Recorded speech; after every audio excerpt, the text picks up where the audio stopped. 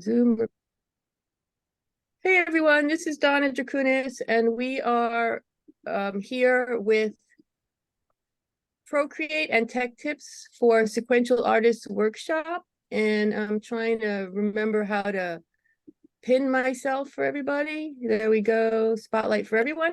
Okay, so we're going to talk about brushes in Procreate today. We had some questions on the Mighty Network, and I'm going to go through and answer some of those that came on there. And feel free to ask questions if you're here today live, and if you're watching on the video, you can ask questions in the SAW Mighty Network anytime. So switching to my iPad camera, we're going to talk about what I call stamps and such first. So I got this file I made up from brushes that Susan sent me that she had questions about. So the question that she had was, how come some brushes just make one little mark? Some brushes make like a path out of the little marks, and some brushes have marks inside of a brush stroke. So we're going to look at these three things and see what's going on. So the first one is actually a stamp brush. So here's one that Susan sent me, and basically it just makes single marks. Now it has changes in opacity, but if you go like this, it doesn't draw lines. And if you make it really small, you'll see that it does eventually draw another one. See, it drew. Let me change my colors here so you can see it better. So I will turn all this off. And if I go small on a new layer, okay, and I go small and drag it across, you'll see that eventually it did make a second one. But basically it's used for making single marks. And so we'll look inside this brush. So if you want to look inside a brush to see what's going on in it, you know how to get to a brush by highlighting it when it turns blue in the list, then that's the active brush that you're painting with. So when you have a brush that's highlighted blue, you just tap it again, and this brush studio opens. So the first thing you'll notice on this brush, and this is what basically makes it a stamp brush, is spacing is all the way up to the top. If I pull spacing down and then draw with this brush, you see, it's making a line. If I move it up higher, it makes a line of separated shapes. And when I move it up really high, the shapes are so far apart that it doesn't even look like it's making a line. So, and you move it all the way down, and then it just turns into a regular brush. You can't even see the shape anymore. So that's the key to making it something into a stamp brush, is pull the spacing all the way up to max. And that's all you have to know about that. You can do that with any brush. So let me just show you, like if I make a new brush in Procreate, I don't have to look at anything else in here. If I make the spacing all the way up, okay, it defaults to a round dot for the brush shape, but I put the spacing all the way up, and now that brush is a stamp brush for round dots. So that's the key to making it a stamp brush. And like I said, I have a whole video on making stamp brushes from scratch, because I made a bunch of fun ones for projects I was doing like this. So you can draw anything you want and make a stamp brush out of it. So you can watch that video separately. So I hope that answers that question, Susan. So here's another one that Susan had, where the dots makes a dotted line. So I'll erase that layer and makes a dotted line. So again, if I go into there and go to stroke path, which is the very top thing, drag it all the way to max, it still makes a dotted line, but when I make it really small, they get really, oh, that's not working. So I don't know what's going on with that. Stroke path spacing. I just did this before you guys were here.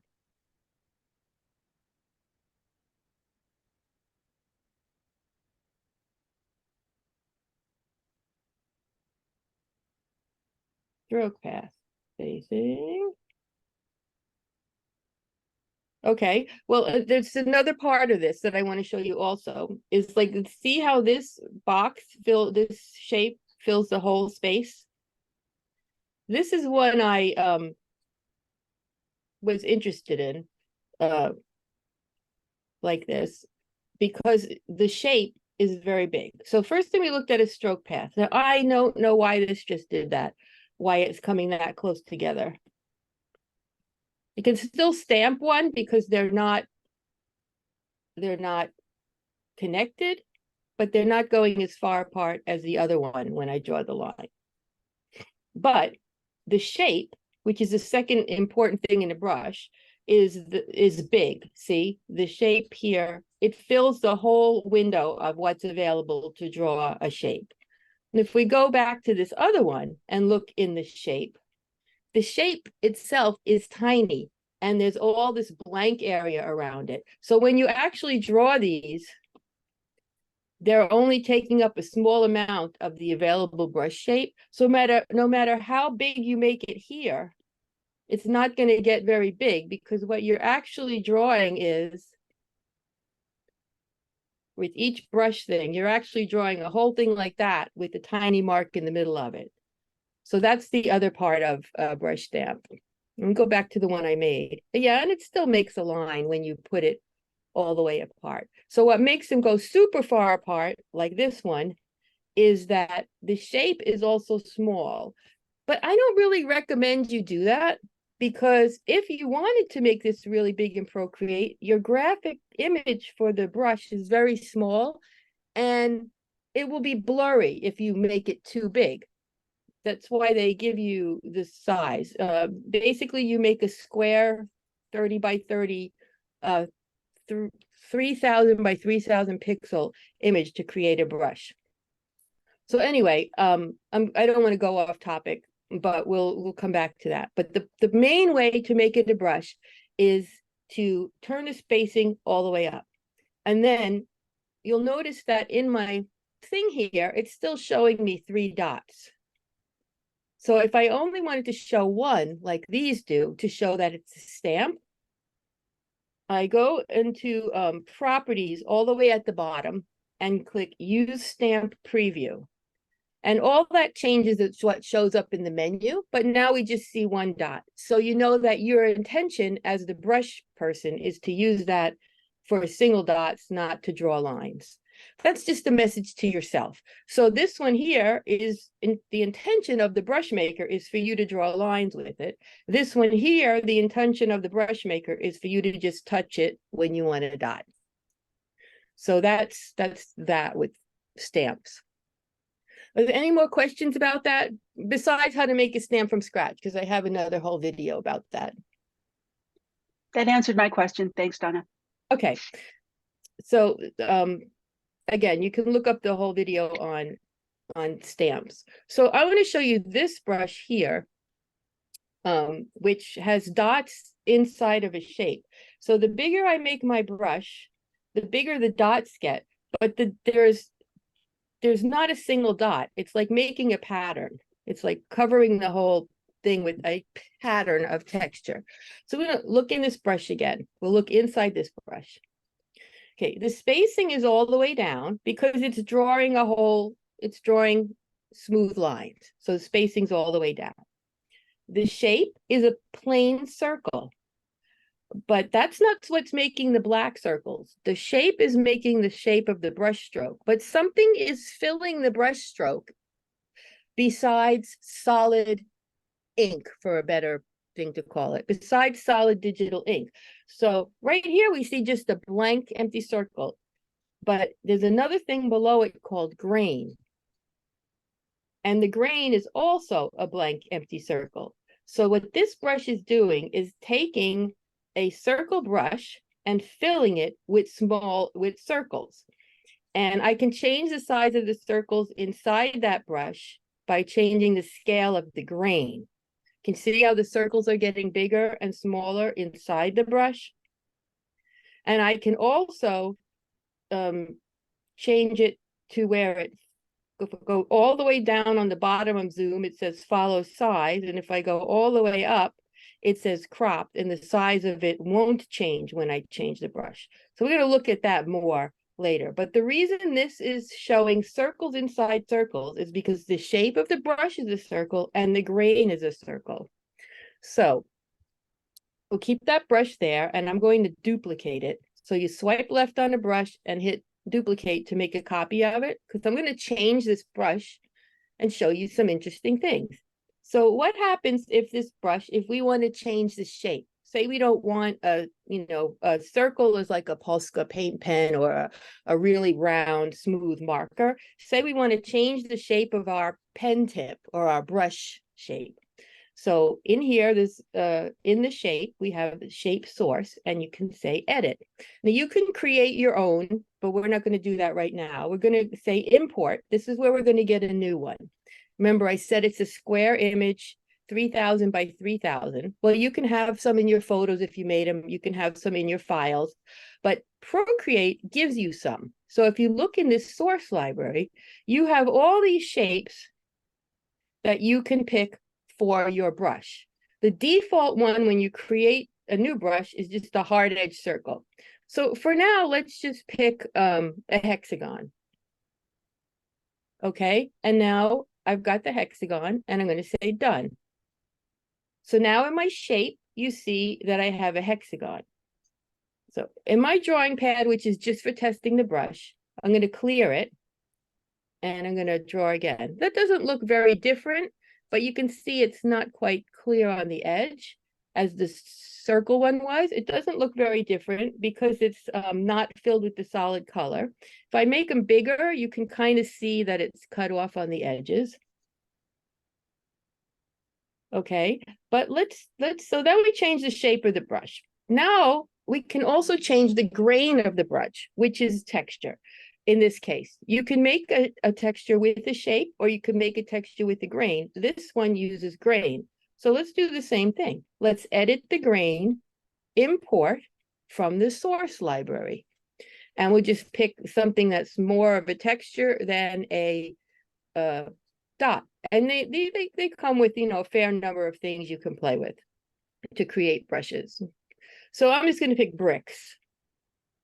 And I'm going to say done. Okay, that's very, very black. Still looks good. Oh, look, if I spread out my stroke path, you can see it's making separate hexagon with the texture in it. Let me say done so I can show you it bigger. I can make my brush really big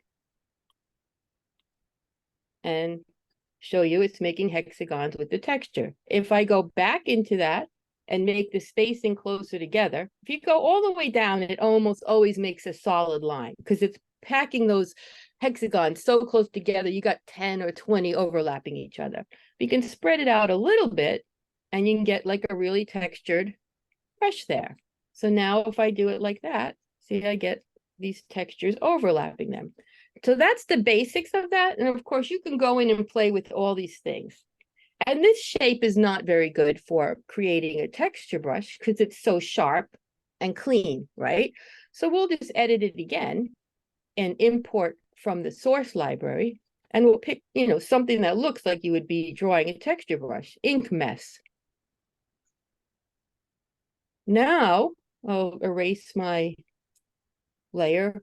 3 fingers scrubbing back and forth on your screen will erase everything in the layer you are on. Okay, now when I do that, that looks better for like painting a texture, right? So basically what we're playing with for texture brushes is shape and grain.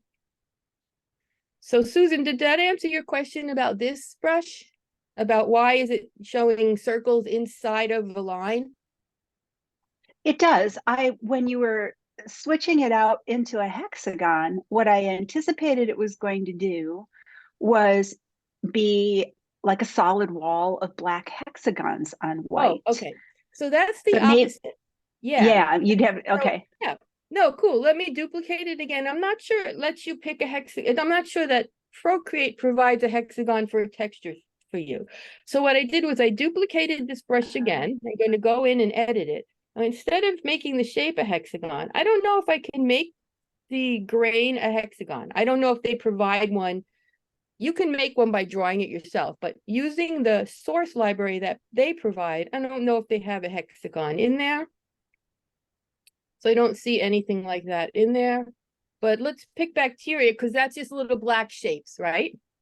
Okay. Pick bacteria. And now what I'm going to get is painting bacteria in there. And again, I can make the bacteria bigger or smaller by changing the scale of it. Okay. So that, I Yeah. mean, I have a lot of brushes that are patterns Right. that when you go back and forth like you just did, it makes a contiguous or a continuous pattern. Okay, so it's the grain source. Okay, cool. It's the grain source for sure. And there's lots more settings in there for grain source. And there's a way to make it into a repeating pattern so that it just creates one smooth pattern like this one. This one didn't do that. You can see that there's overlapping pieces and they don't create one smooth pattern because my grain source wasn't created to be what is called a repeating pattern. So yeah. So that's something we could go into with more detail another time. It's creating repeating patterns, which you can use as brushes or in other ways. So Donna, make a note of that, because that's a good lesson to do one week. Yes. Is there any way to add patterns to the source material, the source library? No, you can make your own patterns. So they won't go in the source library though. So you can go into, so I just went out of my document and I'm back in the gallery in Procreate, and I'm going to create a new document and I'm going to pick square. Okay, and then I'm going to make my brush black. My background is white. Now I can draw whatever I want. I don't want to draw with the, bacteria brush. I'll just pick the monoline brush that I have put in this folder for today's class, because that's a nice smooth brush. And I can draw whatever I want and make it into a black and white image, right? So now I have just made a new thing. So I can save it to my photos, or I can go up to the wrench mark for actions and say add copy canvas. Now I've just copied what I see here to my clipboard. So now I can go back into the copy of the dot brush, and see, it stayed on grain because that's what I was doing last time I was in this brush. So if it doesn't always come up to stroke path, you might have to click on something. But we want to change the grain here, and we want to use the thing I created. So we go into edit, import, and instead of source library, I say paste. Now you'll notice here that my drawing is black and the background's white, and the other ones we saw, the background was black and the drawing is white. So we just want to switch those, and you just touch it twice. We're going to see other uses for inverting the black, changing the black and white in textures in a few minutes. But for this one there, now my brush has my little weird shape inside it. And again, I can use the zoom and the scale to change the size of the texture. And of course, I could have done the same thing with the shape. So my plain circle brush I made, instead of changing the texture, I can go into the shape and say edit, import, paste.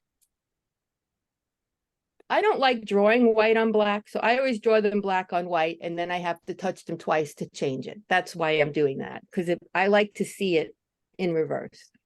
There's a technical reason. How did you do that? Yeah. Excuse me. How did you reverse it? The color? Okay. Yeah. So I went into the brush, went into shape, edit. Then I said import, paste, and you just touch it with 2 fingers. Oh, really? Okay. Yeah.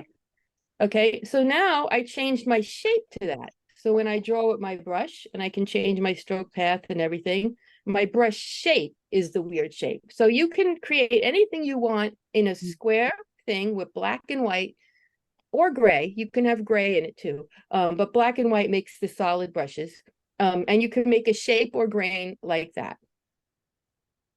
So some of the grains you saw in the grain library, and go back to my other file, some of the grains you saw in the grain library, like in this one where I changed the grain to brick, that's not a drawing. That's a photo of bricks changed to black and white.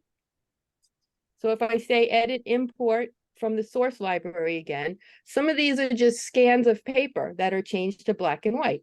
Nice. So you, and here, and you'll see that one with checkboxes. Here's oil pastel. So it's oil pastel, paper scanned, changed to black and white, and then 2-finger touched. Because when you scan your paper and change it to black and white, it'll probably look like that. But you want the dark version usually for the texture of your brush. And now I've made kind of an oil pastel brush, except that shape might not work for it. So the shape and the grain are the two things that create texture brushes. So, but that can be a little, a lot to deal with if you're new at making brushes, to deal with the shape and the grain. So I just wanted to show you these brushes I have, a couple brushes here that I have that are nice texture brushes. That's like a hatch mark texture brush, and this one is a denim texture brush, and I got these online somewhere. But they do not have any grain. So we'll look into this one, and the shape is the hatch marks. So you can draw some hatch marks like that in an oval shape on a piece of paper, scan them, and or do it in Procreate. So you could go into our square file.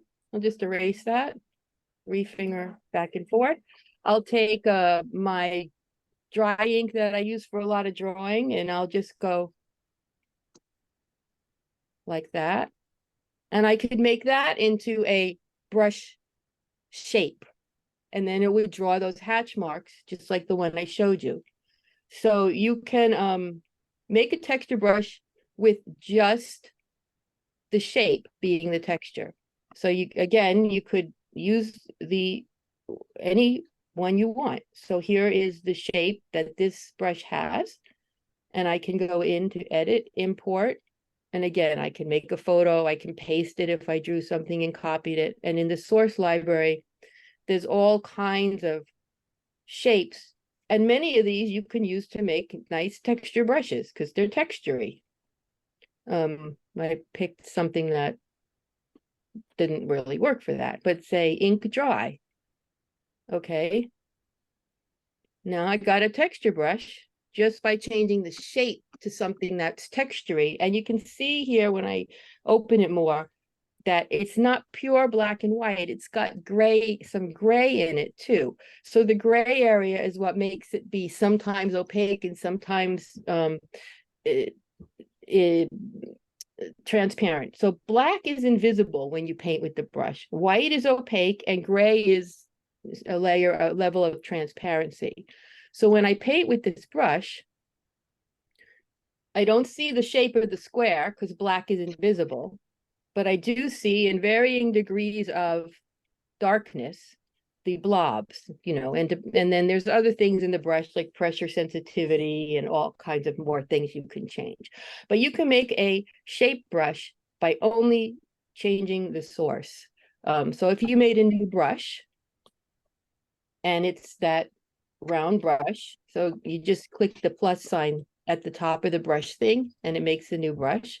You could make a texture brush right away just by going shape, edit, import from the source library, pick something that's textury, like a crayon.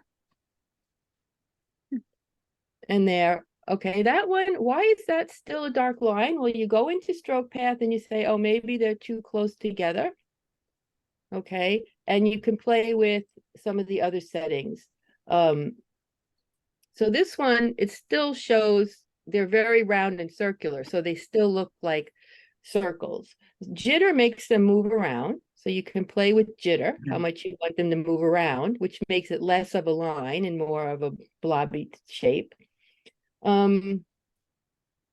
And you can also, in the shape menu, change some other things. So you can try changing the scatter, rotation, count jitter, randomize things. Just click on different things and see what happens.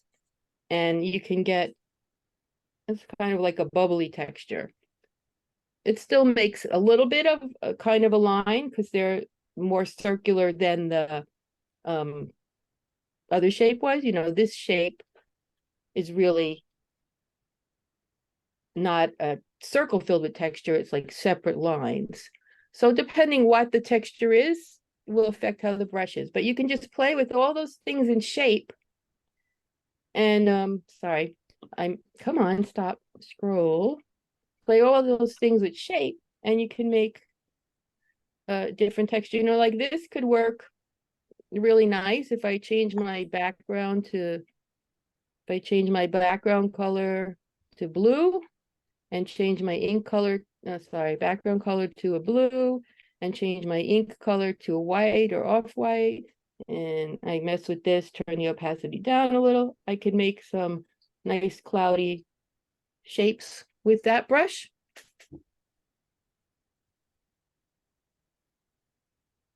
Almost it could be curly hair as well. So, you know, you have to be creative thinking what you might use them for. So that's the texture brushes with just a shape. This denim one's the same thing. Oh no, it's not. I was mistaken. The denim one is the circle brush, which is why you get a nice hard shape there. And the grain is the denim fabric. So you can do them both ways. Okay, any questions just about general texture brushes, especially with the shape? We're going to look more at the grain on these next ones. Okay. All right, let me change my background color back to the kind of tan color because the blue is a little bit much to look at for me. Okay, so I'll erase this layer, set my ink back to black. Okay, now, so we looked at, you know, how to make a stamp, how to make it a line of shapes versus a single one, how to change the shape, how to change the texture. So these next brushes are related to one that Susan sent me that I want to look at. These are all halftone brushes, and I don't know if you could see, but they're all 5 small dots, and they came from a set called Dirty Halftone Brushes. So this one is 5 small dots sprayer. This one is 5 small dots shader. And there's a small dots texturizer too. But I just wanted to show you these two. So the small dot sprayer, if I make the brush small, it makes really tiny dots. You can hardly see them unless I zoom in, right? If I make the brush bigger, the dots get much bigger. So you can see how much smaller the dots are here when the brush was smaller and how big they got here when the brush was bigger. And if we look inside this brush, we just click it again to open the Brush Studio, and we look at the shape, we can see that the shape has dots in it. The shape is a circular kind of shape, but it's filled with dots. It's not solid. And if we look in the grain, there's nothing. There's no grain in there. So these halftone dots are made by the brush shape, and it's supposed to work kind of like an airbrush. And so as you increase the brush size, the size of the dots changes. All right. So that's one kind of brush that came in this set. The shader is another kind. And so with the shader, if I make the brush small or big, the dots are the same size. So what's happening there is, and this is one of the questions someone asked me, how can I change the size of the texture that's changing if it's not changing with the brush? Yeah, that's what I asked. So that's with the grain here, because you saw how the one that was with the shape, it does change with the brush automatically. But if your texture, so this has a textury shape, you know, it doesn't have a smooth, hard circle for the shape, but that's not where the dots are coming from. The dots you could see here are coming from the grain. And so, like I showed you before, if you want to change the size of the grain, which is the size of the texture inside a brush, you first check if the brush is, you know, the texture is the shape, it should be sizing itself as you change the brush. If it's not changing when you change the brush size, it will be in the grain, and you can change the grain by going into the scale and moving it up or down. So I actually changed these to a smaller size because I don't want to, if I'm drawing something and I want to add some shading, I don't want giant dots like that for shading. So I went into this one, I made a copy of the brush, I went into the grain and I dragged the size way down to like 27, 25%. So now my brush does this instead. No matter how big the brush is, it makes much smaller dots. So that's a permanent fix. So if I was keeping both of these brushes, I would do like small dots shader. I would change the name to large. And on this one that I made it small, I would go down to the bottom about this brush. Here I said change scale because that's what I'm showing you. But I would change it to small dots shader, small, you know, I would change the name to show what I did. So the first thing you can do is in the grain, you can change the scale. But this one, this is from the same brush. I took this brush, made a copy, and edited it. And now watch, when my brush is small, my dots are small. And when my brush is big, my dots are big. So how did I do that? I went into the same thing here, into the brush studio, grain, and I changed the zoom. If you go all the way down in zoom, it says follow size. And then when it says instead of 0%, you don't think you're gonna, you don't know you're gonna get that, because if it's in the middle, it has a number. But if you go all the way down to the bottom, it says follow size. And that's when the grain size will change with the brush size. So you can either change the scale, which makes a permanent change. So every time you use that brush, it will have the new size, or you can change it to follow size, and then the grain size will change with the brush. So it depends. For me, for this brush, let's get something I can annotate with. For me, for this brush, I wanted it to have the same size dots always, but I didn't want them to be that big. So I went into the brush and changed the scale to a smaller number. But if you want the dots to change with the brush size or whatever the texture is, then you would change the zoom all the way to the bottom to follow the size of the brush. Does that make sense? Yes. It's so helpful because sometimes a brush that I really like changes size as I adjust the brush size when I'm working in the canvas, and I don't want it to. Right. And so to just know those are the two places you can look at to allow you to do it if you want or not. Yeah. There's one more global setting that has nothing to do with texture. So I'm going to go to my drawing just for drawing. And I usually use it for drawing at 8%. So this is my regular drawing brush, right? And when I zoom in and I draw, it still is the same, right? So there's a setting here in the preferences that is, so you go into the actions wrench preferences, and there's this thing called dynamic brush scaling. If your brush is changing sizes on you and when you don't want it to, this can be turned on or off, and it does two different things. So I just had it on. Now watch, I turned it off. If I go like that, that's one. When I zoom in, it's not drawing the same size anymore. So if dynamic brush scaling is turned off, your brush size will change when you zoom in. If dynamic brush scaling is turned on, your brush size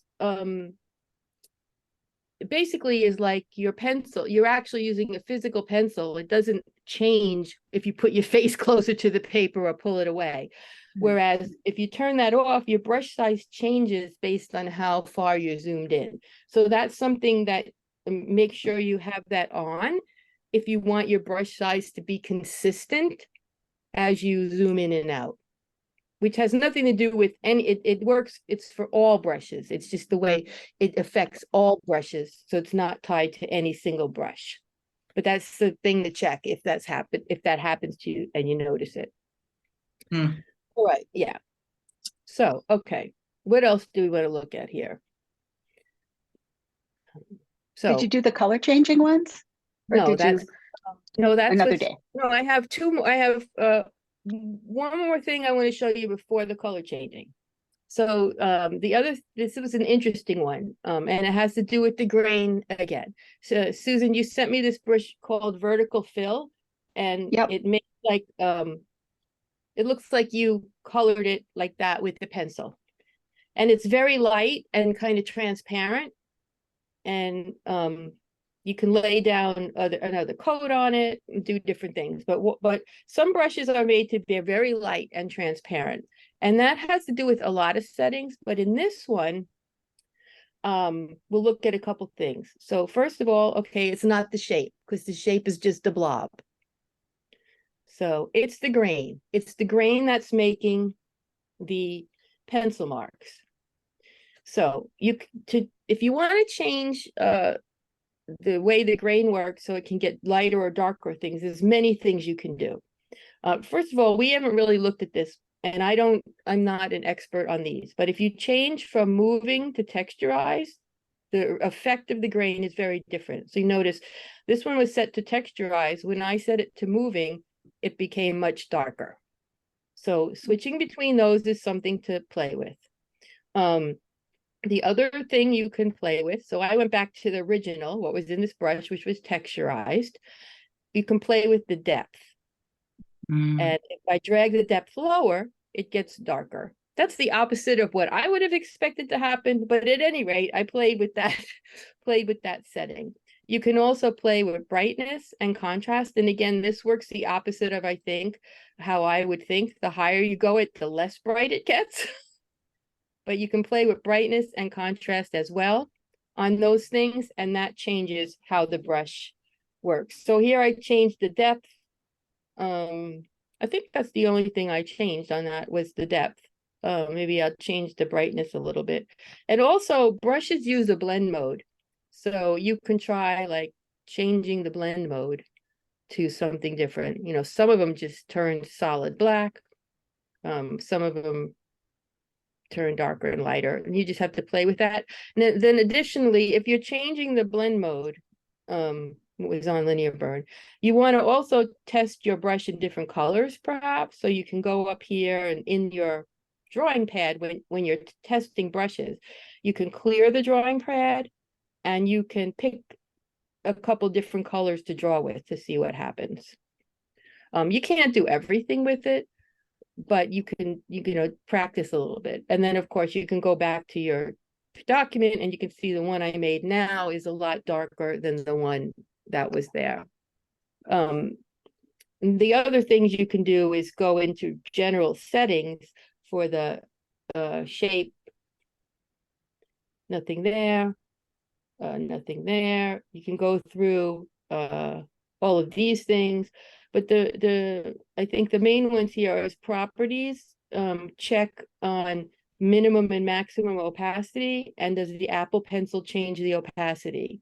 Because sometimes it'll get lighter and darker with pressure based on the Apple Pencil. And then also, if you look in dynamics, the speed can change the size or opacity as well.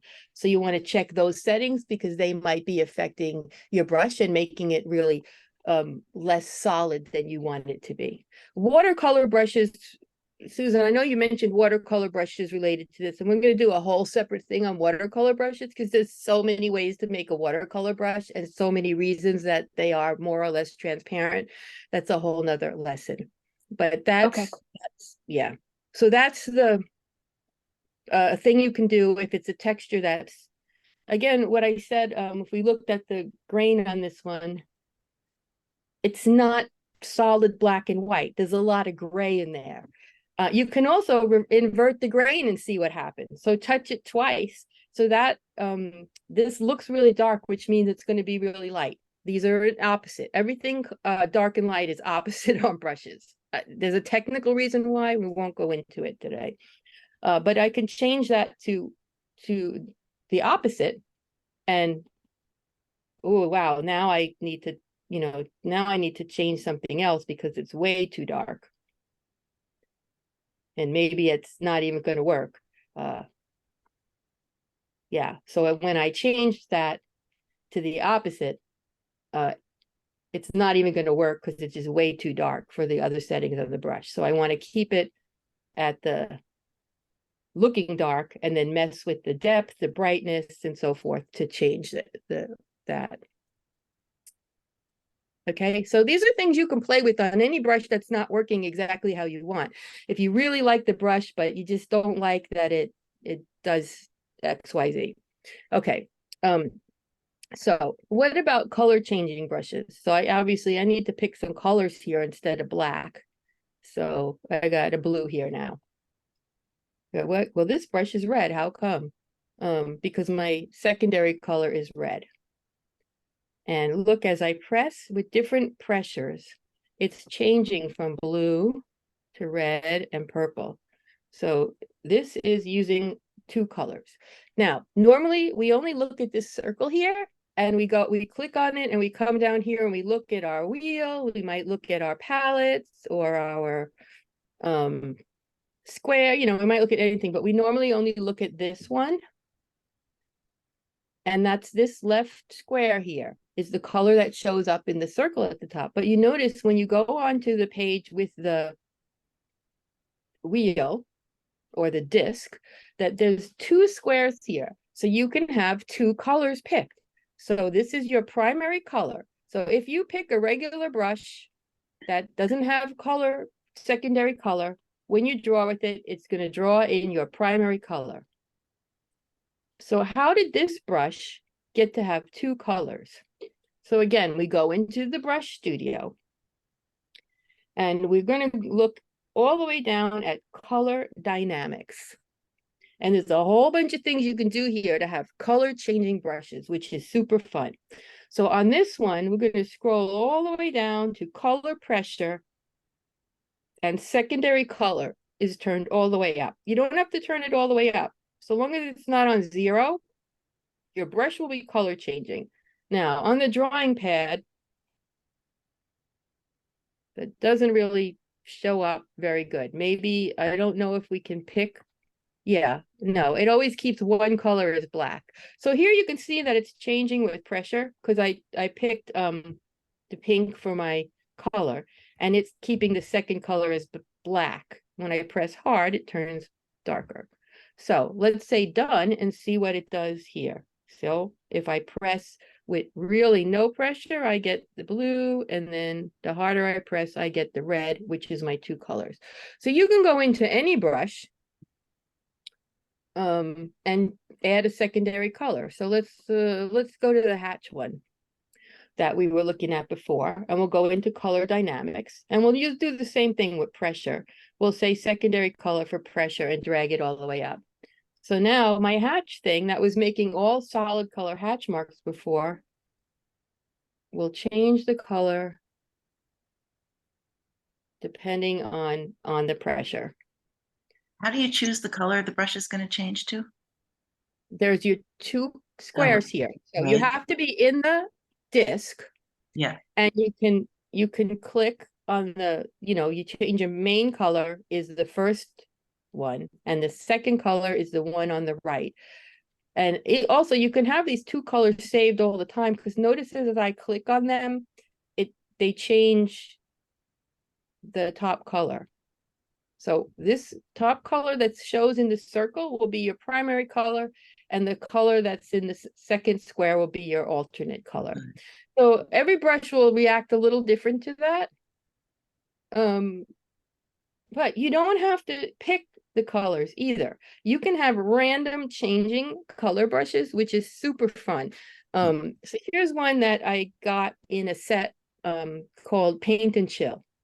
And so it's got a shape that's blobby and it's got some grain, but it kind of looks like grass or something when you paint with it to me. And it's called something foliage, I think. So we're going to color dynamics on this one and see. Okay, first of all, nothing's happening down in color pressure. This is just called stamp color jitter. So every time the brush makes a mark, every single mark it makes. So when you draw a line, it's making a ton of little marks, you know, because it's taking that shape and making a bunch of them. That's the stamp. That's if you just tapped once. So every time it makes a stamp, it's going to change the hue, saturation, lightness, and darkness a little bit. Nothing with the secondary color. So you're not picking it. It's just going to change the hue, saturation, lightness, and darkness a little bit. So when I draw with this brush, with this orange color picked, look what it does. Which is really cool for drawing plants and things, right? So it just changes to different shades and hues of that same color. Okay, that depends. So here's another one that actually looks like leaves. Oh, we're not going to talk about this too much. This is called a dual brush. We can talk about those next time. We're going to talk more about brushes next time because I've done a few things, but there's a lot more. But we go into color dynamics here. Hue, saturation, lightness, darkness. Again, it's using the stamp jitter. So I can erase this and do this other brush. Let's do green because it's leaves. Let's find a green color there. Okay, I'll erase this. Come on, erase. And we'll do some leaves. Okay, so you can see it's more interesting. The thing is how far you drag these, especially hue. Okay, saturation, lightness, and darkness. Saturation is how strong the color is. You know what lightness and darkness is, I think. And hue is what the color is. So if I drag hue really high, it won't stay near the greens. It will just go all over the place. So the higher that the higher the hue setting is, the more the color will change. So if you just want it to change like from a little bit and still stay green, you want to keep it, you know, down here below 20-25%. Now there's still greens, but it's, you know, it's not a solid color. See, like some are, this one's more of an olive green. This is a more of a jewel color green. But if you want it to change drastically, like this has purples and blues in it, then you drag it more. And each brush, depending on the shape and the grain and everything, will do different things. So back to this one, it just changes a little bit, right? If I went into it and changed the color dynamics hue all the way to the top, then see it goes much further from the green, and it gets some reds. I didn't change saturation or anything. I just changed hue. So it's staying all kind of equally saturated, but it's gone all the way to green, to red, to purple, to brown, and even gray. So you can mess with that on any brush and see what happens. So that's all I'm going to show you today. Like, you know, but any brush you can go in, color dynamics, change the hue, the stamp and stroke jitter. If you change those change every time you draw with the brush. The stamp is every time the brush makes a mark. The stroke jitter is every time you make a new line, it changes. And then, of course, you can use the pencil pressure and tilt to change the colors. So here's that one we were using with Susan, with the texture that we were trying to make darker and lighter. And look, it makes oh my gosh. Yeah, it makes it really cool. Now remember, I turned it all the way up, so it's using a lot of colors. I mean, you could change it, you know, what you would probably normally do is change it just a little bit.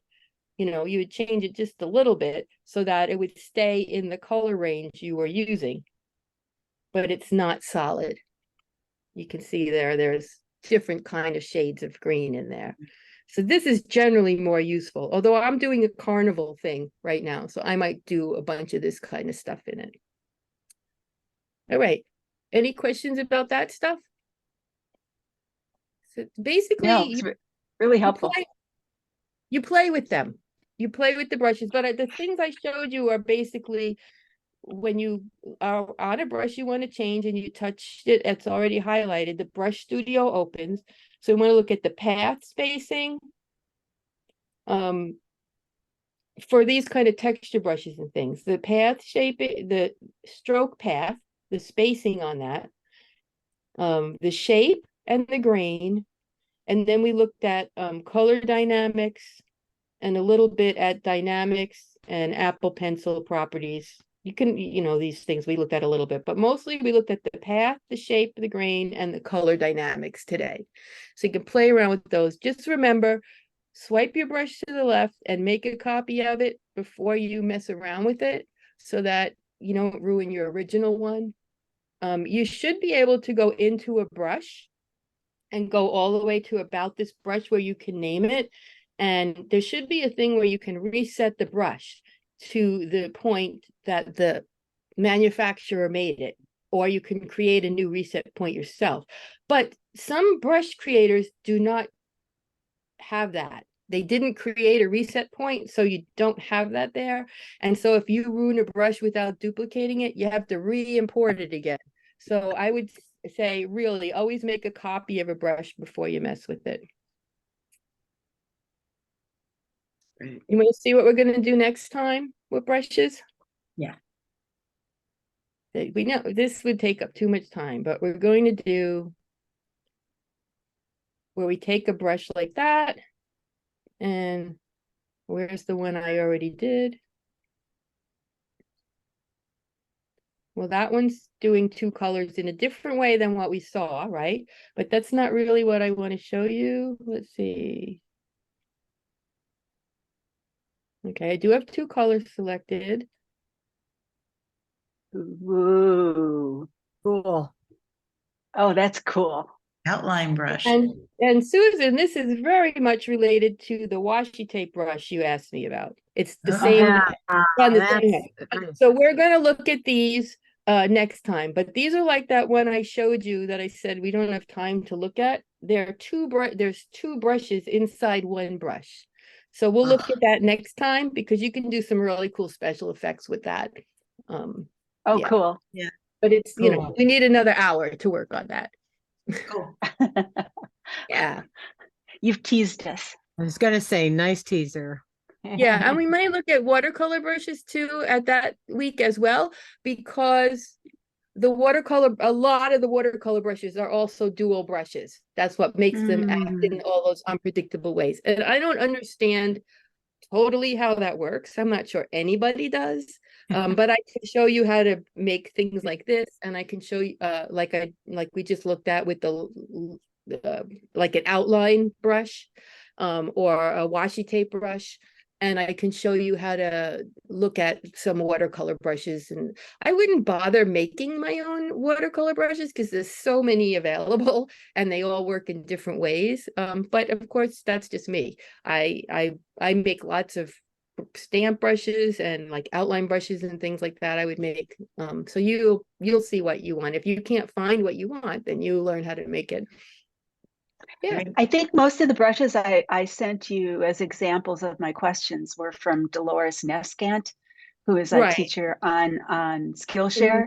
And Yeah. with her each of her classes, she gives you like 20 or 30 brushes. Yeah, there's a lot of Uh, brushes I got from teachers on Skillshare too, because they make unique, and then they make their own brushes and then they teach you with them. Yeah, one of those you sent was this one, where it kind of gets this really weird coloring on the edges of it. Because it depends what colors you have picked. The sample you showed me, Susan, I think it turned like black when it overlapped, and mine's turning Yeah. white. Mine's turning white when it overlapped. But yeah, it does a really funny, yeah, there's a little black there. So this We're not brush seeing it. is a dual brush. And so the Can you show us? challenge will be to figure out what is each of these parts doing that's making it come out like that. Because it's a really cool brush. And I haven't figured that one out yet. So that's another reason we need to wait 2 more weeks. Oh, Thanks, Donna. I just drew on it without showing you that camera. Wait. Yeah. Yeah, I was just drawing oh gosh, it's not showing good. Yeah. That how that aqua. Can you kind of see Um, that there? See how the wow. different When you Yeah. draw over it again, the where it adds draws more the second weird time. color. Yeah. It- So anyway, yeah. So that we're Well, gonna thank you. play with stuff like that next time because it's really fun. But Maya, do you think you can make some brushes? You know, some simple texture brushes or things that you wanted sure. to? Mhm. Yeah, it's not Thank that you. hard. It can get much more complicated, but you can start with ones that are understandable to even a beginner. So cool. All right, you guys. I'll see you in the Mighty Network, and we'll come back and do some more of this in a couple weeks. Thanks, Thank you, Donna. Donna. Thanks. Thanks, Good. Donna. Really great. Take care. Okay. Bye. Bye, everybody. Bye. Bye.